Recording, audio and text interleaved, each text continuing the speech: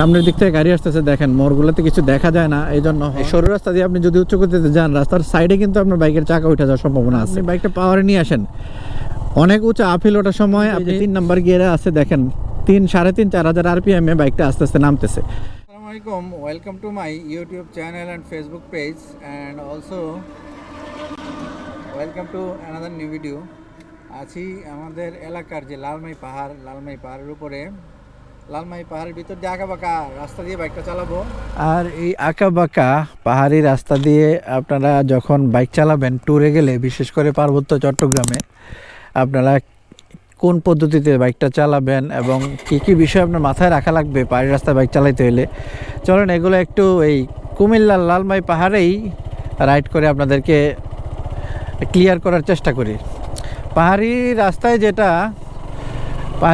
যেটা হয়, অনেক মোড় থাকে, অনেক উঁচা পাহাড় থাকে, নিচু পাহাড় থাকে, এগুলো আপনারা কিভাবে ওভারকাম করবেন এবং সেফলি কীভাবে চালাইতে পারবেন সেই টিপসগুলোই এই ভিডিওতে আপনারা পেয়ে যাবেন।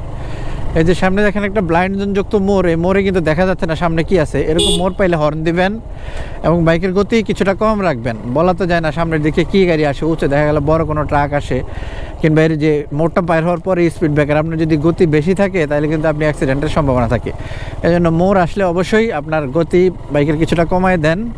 আর এরকম অপরিচিত রাস্তায় সবসময় বাইকের গতি কিছুটা নিয়ন্ত্রণে রাখা উচিত। অনেকেই দেখেন উচ্চ গতি রাখতে গিয়ে অনেক অ্যাক্সিডেন্টের শিকার হয় ট্যুরে গিয়া, এটা যেন আপনার সাথে না হয়। আর এইসব থেকে, এটা তো সিঙ্গেল রাস্তা, এক রাস্তা দিয়ে গাড়ি যায়, এক রাস্তা দিয়ে গাড়ি আসে। আপনি যখন মোড় পাইবেন, এই মোড়ের মধ্যে সবসময় আপনি আপনার বাম লেনে থাকার চেষ্টা করবেন। আপনার লেন যেটা আমাদের বাংলাদেশের নিয়ম, তো বাম দিক দিয়ে বাম লেনে গাড়ি চালানো। সবসময় মোড়ে আপনার লেনে থাকবেন, কখনো বাম লেন ক্রস করে ডান লেনে আবার চলে যায় না। অপোজিট থেকে যে গাড়িগুলো আসে তাদের সাথে কিন্তু আপনার বাইধা যাইতে পারে কিংবা মুখোমুখি সংঘর্ষ হইতে পারে। আরেকটা বিষয়, গতি নিয়ন্ত্রণে কেন রাখবেন, রাস্তাগুলো দেখেন সরু রাস্তা, এই সরু রাস্তা দিয়ে আপনি যদি উচ্চ গতিতে যান রাস্তার সাইডে কিন্তু আপনার বাইকের চাকা উঠে যাওয়ার সম্ভাবনা আছে। আমাদের দেশে এখন পর্যন্ত বেশিরভাগ বাইকে ট্রাকশন কন্ট্রোল এই সিস্টেম নাই, কিংবা যেগুলো আছে অনেক একটু হাইয়ার সিসি কিংবা একটু দাম বেশি, ওই সব বাইক তো আর সবাই চালায় না। আমরা সাধারণত মিডল ক্যাটাগরির মানুষই বেশি বাইক চালাই, যাদের বাইকে ট্রাকশন কন্ট্রোল সিস্টেমটা হয়তো নাই।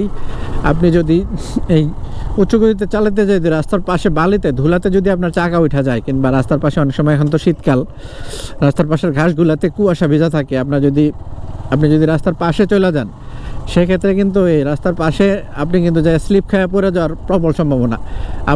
আপনার যেটা হবে, আপনি যখন রাস্তার বাইরে চলে যাবেন, আপনি ডেফিনেটলি বাইকের গতি নিয়ন্ত্রণ করতে চাইবেন, তখন ব্রেক ধরবেন।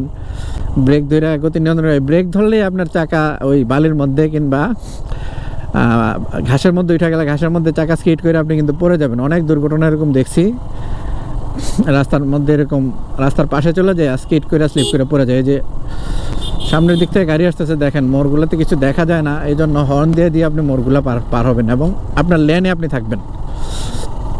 আর একটা বিষয়, আপনি পাহাড়ে যখন ঘুরতে যাবেন আপনি বাইকের টর্কের উপর ভরসা করে, মানে উঁচা ওঠার সময় আপনি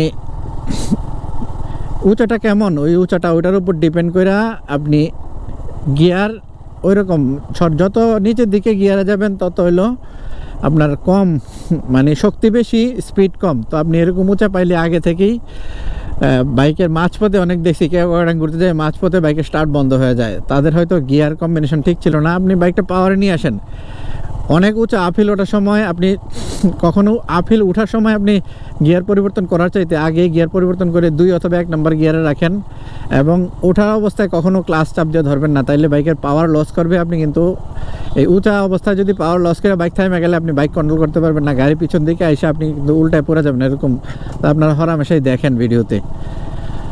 আর এরকম উঁচা ওঠার সময় সবসময় গিয়ার 1, 2 এবং উঁচার উপর ডিপেন্ড করে 3 নম্বর গিয়ারে উঠতে পারেন। আর নামার সময় সবসময় ইঞ্জিন ব্রেকে নামবেন।